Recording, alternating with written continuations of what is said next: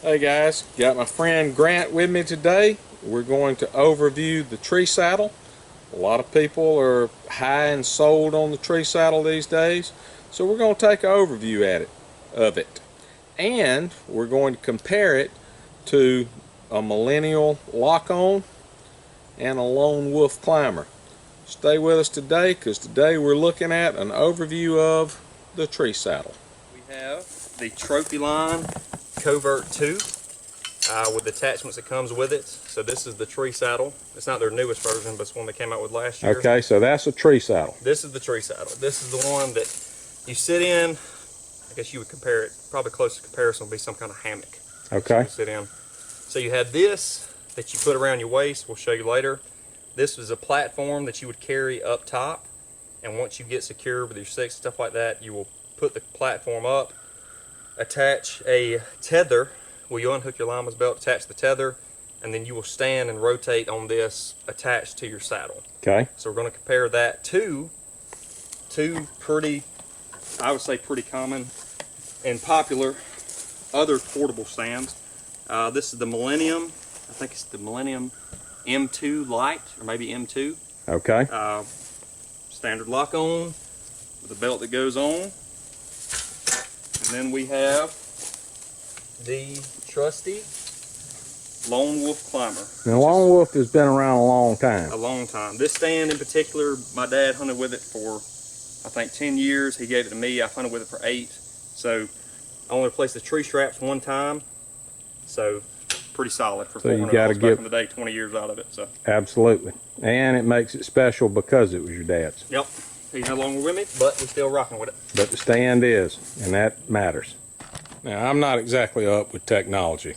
So, being 20 years behind time on everything hunting related or farming related, we're going right now to check these out. We're going to put them in real world conditions, climb them, and we're going to check out several things.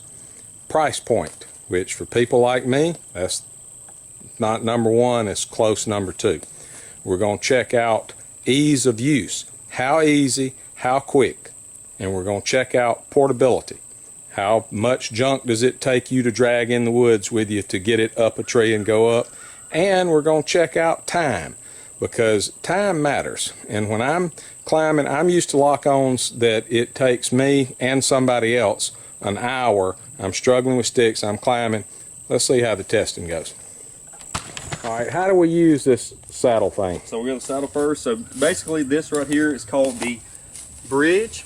This is the part that you will attach your tree tether to. So basically if you were carrying this in a pack, or if you were going to put it on before you get out the truck, you would just take this, you step into it.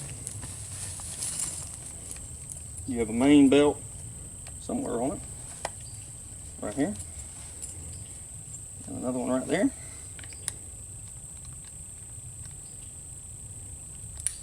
So that one cinches in. Kind of similar to a standard safety harness. So you bring these two around. We lock them here. Okay, so that's got leg straps. So we got the leg straps that run around the back. This fits on a pair of underwear. Okay. You got the bridge, which is really, I mean, you could probably run with the bridge off and like have it in your pack or have it in your side or something like that. But this is pretty much standard setup. So what I will do, and how I've practiced, if I was climbing from, I found these at Home Depot. I'm not really sure. They look like garbage twist ties. Okay. But how I've been practicing, and full disclosure, I've not hunted with the saddle before. This is my first year, but I've hunted a lot. So I run it through here, and this will be my method to carry my climbing sticks as I climb up, so that I don't have to go back down each time. Well, I honestly would prefer that you hadn't hunted a bunch with it, because yeah, there's no preconceived. It's not like you're going to be a master of it. I know there's a learning curve with this thing. There I know is. it's not just. We're getting into it for sure. Okay. So how I would have it set up is kind of similar to something like this. Obviously, I'd have all sticks on there, and so as I climb, I will grab my stick, put it in place, and then climb up with my next one. Okay. That's what we're about to show you. But and also the platform. The platform, I would do the same thing with another twist tie. I just put it on this side. Okay. So it would kind of look something like this. But we're going to actually climb now, get in the tree, and see how we feel about it. All right. So you have 2 ropes for this. This one is your lineman's belt. This one goes around your waist. It helps you hold onto the tree. Standard lineman belt like we use for putting on a lock on. Yep. This one's made from Trophy Line, but you could probably buy some cheap ones on Amazon. I don't know if this is something you probably want to go cheap on. Yeah, exactly. If you want to spend some money, this may be where you want to spend it. Is in these ropes. But anyways, so you would take this. This goes around the tree. I'm gonna grab a strap here. So when you're starting out, you would take this off, and this would just be just starting from the base. I attach it, I don't want to go that high. Attach it here. Bring it around.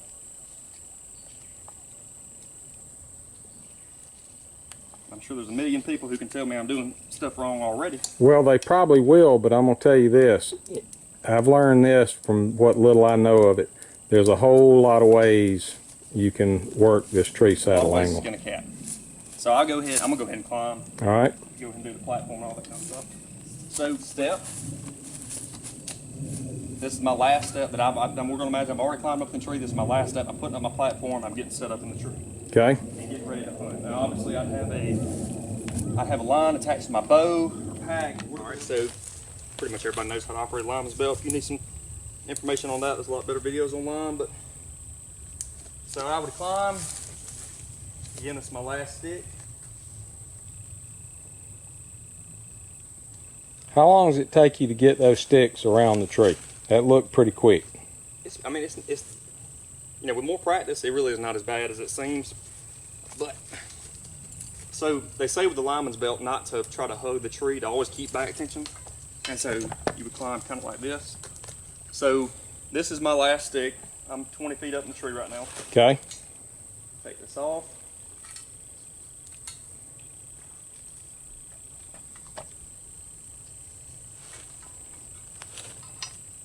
Try to do it quality as possible.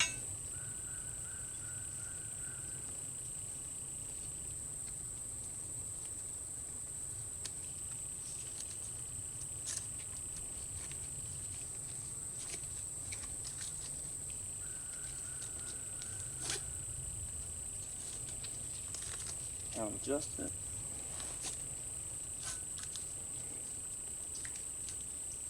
When I say to, once you've got it right here, you push up, you tighten one more time, and then you're down.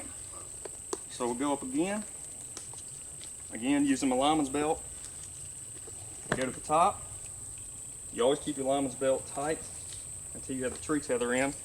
So I'd reach around, got the lineman's belt, the tree tether at the house. Okay, well, that sounds about like us. I think we might make this one work as a semi-tree tether. So this would kind of be the tether. They say to put it about nose height. Okay.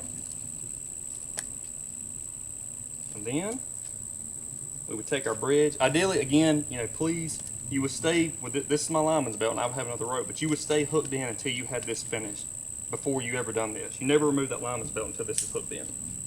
So I'm right here. I would tighten that up some. And right here, I see it's way too short, so I'm going to adjust this bridge. And that's pretty much it. So what we've proven is this. Even if you forgot your strap, you can make do with your lineman's belt, but it's a little dicey. Now, I noticed on that rope, that wasn't like a prusik that you had on that rope that you adjusted with on the lineman's belt. What is that? So these are, I think they're called carabiners or something. There's some kind of climbing apparatus. It ain't a carabiner. It's not like this is a carabiner. That's the carabiner. We're not mountain climbers either. No, we're not. We're not. So this right here, when you pull up on it, you can open this up and then you can let it up and down to adjust. But once you put tension this way on it, it doesn't go anywhere. Well, that's a whole lot easier than the prusik. Way easier. The prusik has to be a two-hand operation. And that's the thing with the climbing. As you climb up in a skinnier tree, you want to adjust that lineman's belt and get closer and closer to the tree because the tree's getting skinnier. So as you're going up, you can just push that thing right there and you're back to business. Now, given this thing hold. So you got your platform on, you're locked in securely. and now you got your bow. What I wondered, and I think a lot of people did, how do you shoot from there? So I think they said like your right side, if you're right-handed, your weak side is going to be to this side. So if I was going to shoot at a deer coming from my weak side, they say to loosen this, lock in right there, and then you can shoot to your weak side. Okay. Which I don't think I have any issues drawing. I don't. So that covers that angle. We can drop back in, and if a deer could come from this way, I mean, as long as you are mindful of what's going on, no real issues. I can even rotate around to shoot this way if you didn't want to do it the first way. I mean, they claim to fame also is one of the claims to fame is 360 shooting ability, which I mean it's pretty evident that that's not really an issue. As long as the platform don't move. So I'm gonna see if we can pop that leaf.